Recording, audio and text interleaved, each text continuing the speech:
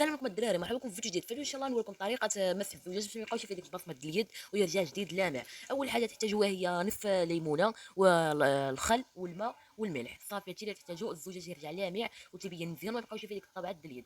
المهم قبل ما نبداو الفيديو نتشهد لايك، شارك، نبارطاجيو الفيديو. يلا خليكم مع الفيديو تفرجوا فرجه ممتعه. اول حاجه نحتاجوها هي بخاخ الماء، هو هذا كيف ما كتشوفوا. ثاني حاجه نحتاجوها هي ملعقتين من الملح، ثم ملعقه كبيره من الخل،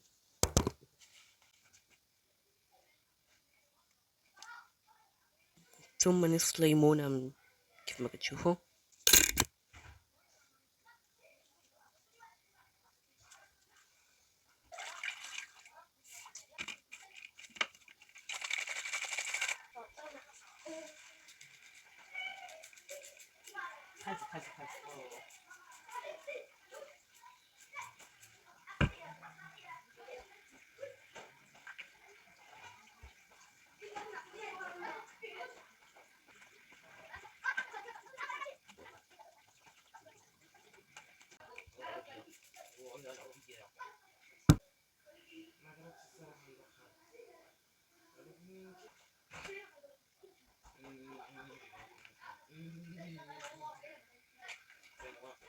المهم الدراري، في هذا الفيديو انتم شفتوا كيفاش طريقه مسح الزجاج، وان شاء الله كلشي يستافد في هذا الفيديو وتنجح لكم هذه الطريقه.